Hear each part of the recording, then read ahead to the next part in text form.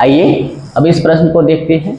यह कक्षा 8 की प्रश्नावली 5.3 की 9वें नंबर का प्रश्न है और प्रश्न है वह सबसे छोटी वर्ग संख्या ज्ञात कीजिए जो 4, 9 और 10 प्रत्येक से विभाजित हो जाए।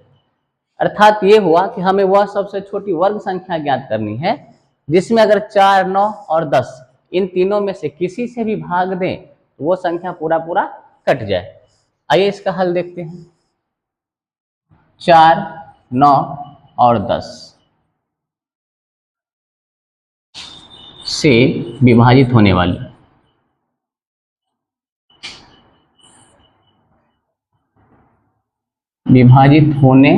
वाली सबसे छोटी संख्या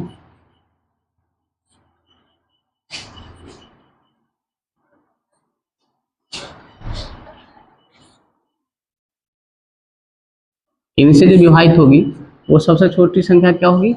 जो 4, 9 और 10 का लॉसा होगा। इनका जो लॉसा अर्थात लघुत्तम समावर्त जो होगा ये होगा। अब यहाँ हम 4, 9 और 10 का लॉसा निकालेंगे। 2 से लगेगा, 2 दूनी 4, 9 नहीं कटेगा और 10 होगा, 2 पंचे 10। अब यहाँ 1, 2, 1 9 और 1 ये है। हम चाहे तो इस 9 को 3 से लगा सकते हैं। इसे तो 3 से लगाते हैं तो ये 2 का 2, ये 3 तिया 9 और ये 5 नहीं लगा तो 5 होगा। अब आइए लिख लेते हैं जो लॉसा हुआ मेरा यहाँ क्या हुआ इसको देखते हैं। लॉसा ये 2 और ये 2, यहाँ 2 और इस 2 को गुना करेंगे, ये 2 का पावर 2 होगा।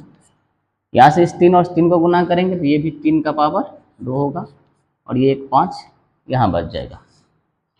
लेकिन हम यहाँ ये देख रहे हैं यहाँ 2 का वर्ग है, 3 का भी वर्ग है, लेकिन ये 5 का वर्ग नहीं है। यहाँ 5 का वर्ग नहीं हो रहा है। जब 5 का वर्ग नहीं हो रहा है तो ये तो सबसे छोटी संख्या है जो इस 4, 9 और 10 से विभाजित हो जाएगा। पर क्या ये पूर्ण वर्ग संख्या है? नहीं, ये पूर्ण वर्ग संख्या नहीं है। लेकिन प्रश्न हमसे सबसे छोटी वर्ग संख्या पूछा है तो इसको भी हम वर्ग करेंगे। अतः अभीष्ट संख्या जो मेरा अभीष्ट संख्या होगा, अभीष्ट संख्या जो मेरा होगा वो इस 2 का वर्ग है तो ये रहेगा, 3 का भी वर्ग है ये रहेगा और यहाँ 5 का वर्ग नहीं था हम इस 5 का भी वर्ग कर देंगे। अब गुना करते हैं, ये 2 दूनी 4, 3 तिया 9 और 5 25। अब सबको गुना करके देखिए, ये होगा 25 चौका 100, 100 गुना 9 900, तो मेरा आंसर हो गया 900 और यही मेरा आंसर हो गया। तो इस तरह के किसी भी प्रश्न को आप इसी तरह से हल कीजिएगा।